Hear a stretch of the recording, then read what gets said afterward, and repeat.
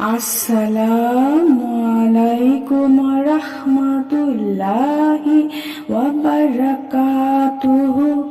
সুপ্রিয় সম্মানিত দর্শক শ্রোতা, আশা করি মহান রব্বুল আলামিনের দয়ায় আপনারা সকলেই ভালো আছেন।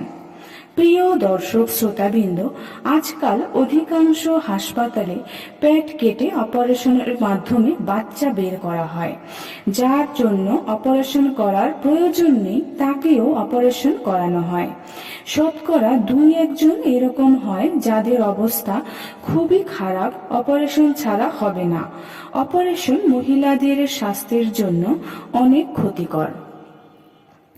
যদি সরকারিভাবে এমন কোনো নিয়ম করা হতো যে হাসপাতালে অপারেশনের মাধ্যমে বাচ্চা হয়, তাহলে তার কাছ থেকে 5,000 নেবেন এবং নর্মাল যাদের ডেলিভারি করতে পারলে 30,000 দিতে হবে, তাহলে দেখতেন সব বাচ্চা নর্মালেই হচ্ছে।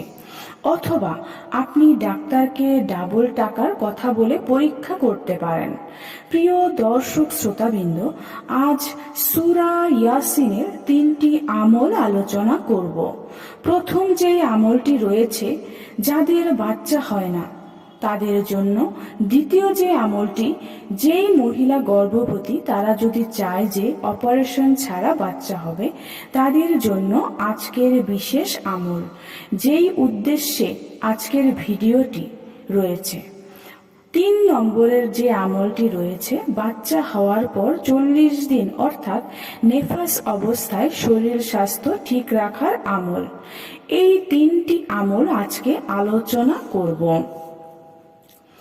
নাম্বার 1, যাদের বাচ্চা হয় না, প্রত্যেক দিন যে কোনো সময় 3 বার, মাত্র 3 বার সূরা ইয়াসিন পড়ে পানিতে অথবা কোনো মিষ্টি জাতীয় খাবারে ফুঁক দিয়ে খান। এই আমলটি সর্বদা করতে থাকুন। এর কোনো নির্দিষ্ট কোনো দিন নেই, তবে কমসে কম 3 মাস এই আমলটি করবেন। ইনশাআল্লাহ আল্লাহ তাআলার হুকুমে, আল্লাহ তাআলার দয়ায় আপনার সন্তান হবে। এই আমলটি শুধু মহিলারা করবেন এবং বিশেষ দিনে আমলটি করবেন না।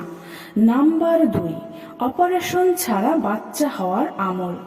প্রত্যেক দিন যে কোনো সময় সূরা ইয়াসিন একবার পড়ে পানিতে ফুঁক দিয়ে পান করুন। এই আমলটি শুধু মহিলারা করবেন। এই আমলটি গর্ভধারণ করার পর থেকে ডেলিভারির আগ পর্যন্ত করতে থাকুন। ইনশাআল্লাহ বাচ্চা সুস্থ, সুন্দর এবং নরমালে জন্ম হবে। সুবহানাল্লাহ। নাম্বার 3, বাচ্চা হওয়ার পরে শরীর ঠিক রাখার আমল, অর্থাৎ বাচ্চা হওয়ার পর 40 দিনের আমল। বাচ্চা যখন জন্ম হয় তখন মহিলারা 40 দিন পর্যন্ত অসুস্থ থাকে। 40 দিন পর্যন্ত রক্ত যায়। তখন মহিলারা দুর্বল হয়ে যায়, স্বাস্থ্য খারাপ হতে থাকে, অনেক ধরনের রোগ এসে যায়। তাদের জন্য আজ সূরা ইয়াসিনের একটি আমল। সূরা ইয়াসিন প্রত্যেক দিন যে কোনো সময় একবার পড়ে পানিতে ফুঁক দিয়ে পান করান। এই আমলটি যে কেউ করে দিতে পারেন, স্বামী অথবা ননদ অথবা শাশুড়ি অথবা অন্য যে কেউ এই আমলটি করে দিতে পারেন। কেননা ওই সময় তো বাচ্চার মা হালাতে নেফাস অবস্থায় থাকে, 40 দিন পর্যন্ত রক্ত যায়, ওই সময় তো সে পড়তে পারবে না। এই জন্য ঘরের যে কেউ আমলটি করে দিতে পারেন। এই আমলটি 40 দিন পর্যন্ত করুন।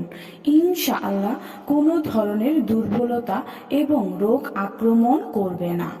সুপ্রিয় সম্মানিত দর্শক শ্রোতা, আজকের ভিডিওটি এই পর্যন্তই। ভিডিওটি যদি ভালো লেগে থাকে অবশ্যই চ্যানেলটি সাবস্ক্রাইব করবেন, লাইক করবেন, কমেন্ট করবেন এবং বেশি বেশি শেয়ার করে দিবেন। সবাই ভালো থাকবেন। আল্লাহ হাফেজ।